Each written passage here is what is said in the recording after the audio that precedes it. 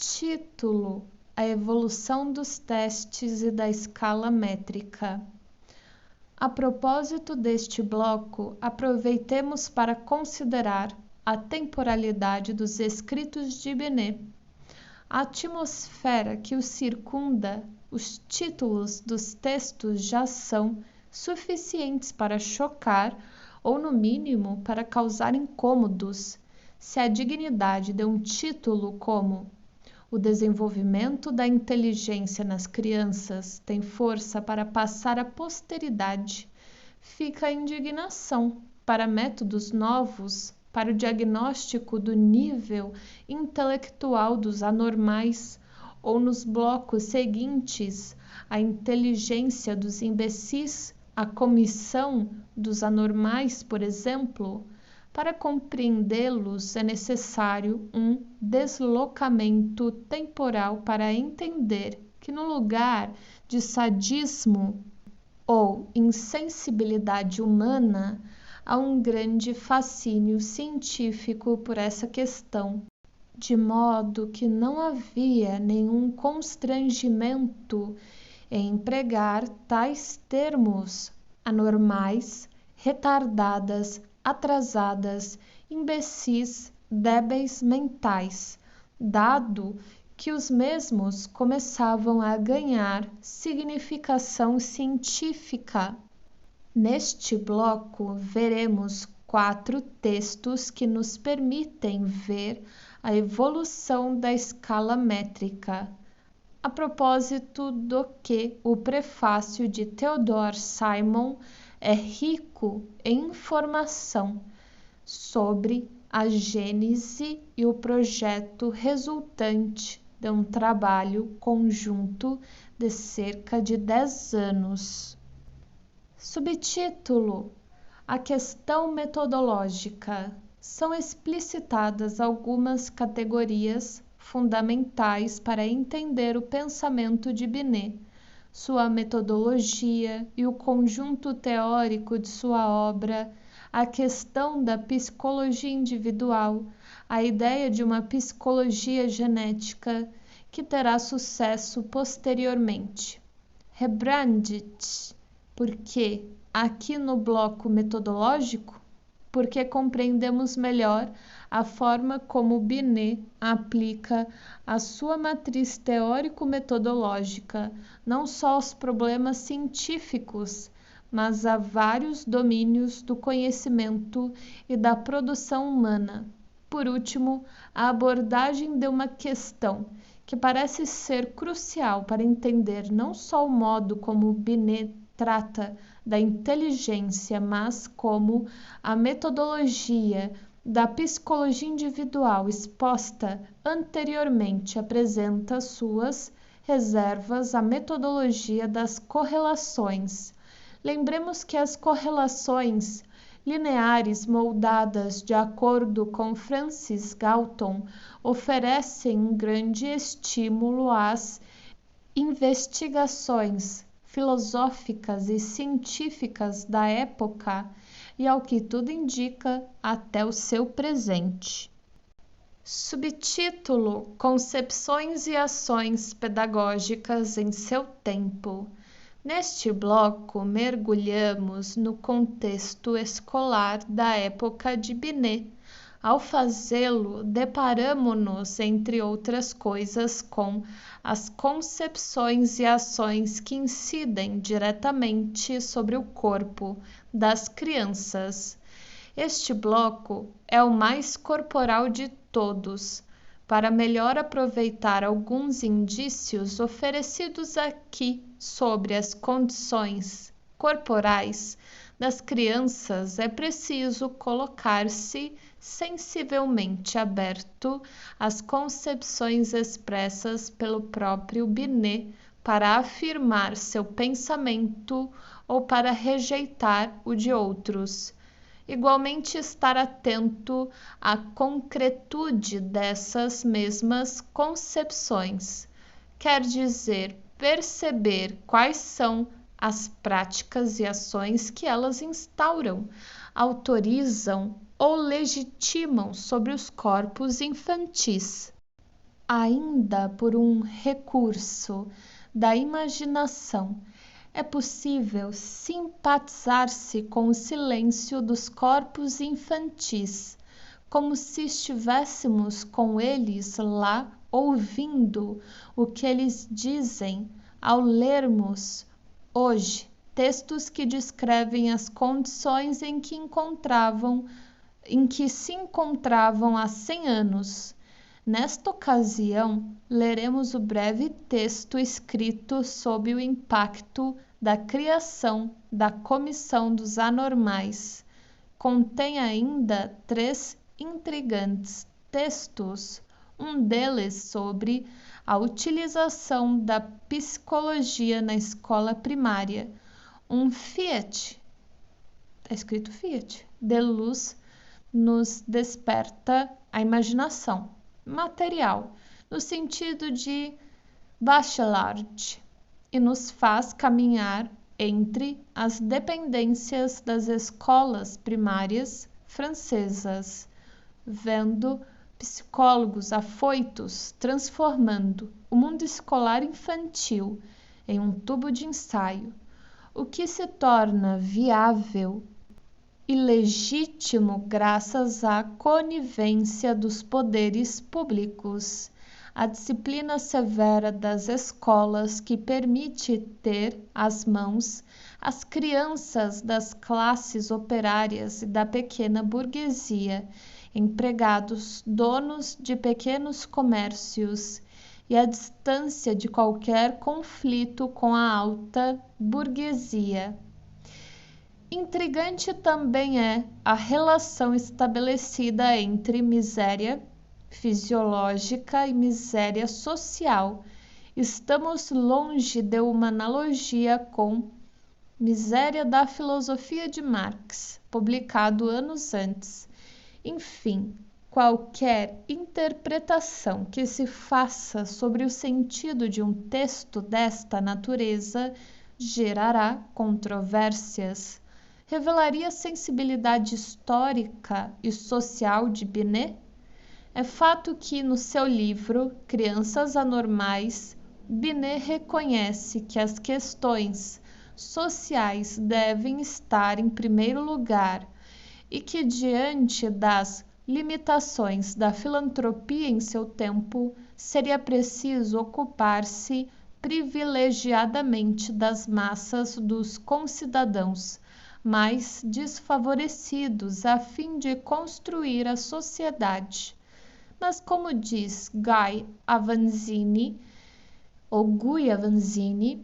essa forte generosidade pessoal e um sentido social agudo que os leva a sofrer com o espetáculo da miséria, em particular aquelas das crianças, não deveria nos fazer esperar de Binet uma análise sistemática dessa relação, nenhum aprofundamento da tensão entre atitudes pessoais e imperativos sociais, dado que a sua preocupação é prioritariamente em opor uma pedagogia de pretensões a uma pedagogia de resultados. Porém, essa desigualdade entre os homens, pelos pressupostos mesmos do empreendimento teórico, se limitaria apenas a dar a explicação científica que lhe faltava? Não é isto que sugere o prefácio de Theodore Simon, texto 5 desta antologia. Mas resta ainda a possibilidade de ler o texto em questão a partir de uma crítica radical, a exemplo de Michael Todt. E neste caso mesmo a inclusão de textos como este não tocaria no essencial, dado que todo esse trabalho dos testes resulta em reforçar e justificar cientificamente a divisão de classe que a própria escola evidencia. E poderíamos continuar a cada qual a liberdade de enxergar aí o que melhor lhe parece. Enfim, um texto que evoca a delicada questão dos sinais físicos das crianças, a imaginação outra vez nos fará vivenciar um pouco o estigma, as diferenças corporais na vida cotidiana, no interior das escalas. Teremos oportunidade também de tomar ciência da prudência que marcava o trabalho teórico de Binet, para além de uma possível sensibilidade da personalidade de Binet, a inclusão de um texto de 100 anos de existência dará a oportunidade para exibir a face humana dos testes. Pouco importa que a exibição humanizada dos corpos seja devido à metodologia da psicologia individual, ou por uma concepção antropológica particular de Binet, ou mesmo porque lhe interessava em tudo isso a inteligência. Qualquer que seja o motivo, os testes dos sinais físicos da inteligência talvez sejam um testemunho de 1909 sobre o corpo que nos ensina a ver a prudência de Binet como marca humana de sua ciência, mesmo ou principalmente em uma ciência criteriosa e rigorosa da métrica e dos testes. Título: Binet em debate com sua época. Neste último bloco, que contextualiza a produção de Binet, veremos desfilar grandes nomes do cenário intelectual do final do século XIX e inícios do século XX. Dewey, James, Raybould, Thorndike, Biswanger, Baldwin, Cashel, Wundt, Galton, entre outros. Uma especial atenção para dois componentes deste bloco.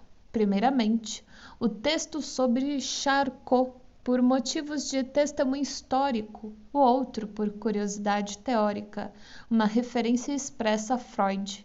Que coisa é essa de chamar a psicologia patológica, depois psicanálise, de romance psicológico? Qualquer que seja a crítica que se faça a essa antologia, o importante é que ela pretendia, em primeiro lugar, estimular o contato com a obra de Binet e, sobretudo, para contribuir com a leitura de Binet a partir da produção de seus textos e não dos efeitos de sua obra.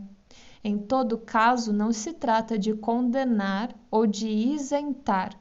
Os textos aqui reunidos deixam claro a opção e o posicionamento metodológico, científico e ideológico do educador, porque ele mesmo nunca escondeu e nem se sentiu em desvantagem ao ter se afeiçoado e militado no interior de uma longa tradição epistemológica que privilegia metrificações, medidas, testes, experimentos, etc. Evidentemente, suas escolhas fortaleceram essa tradição, que, aliás, ele julgava privilegiada do ponto de vista do que chamaríamos hoje de epistemológico.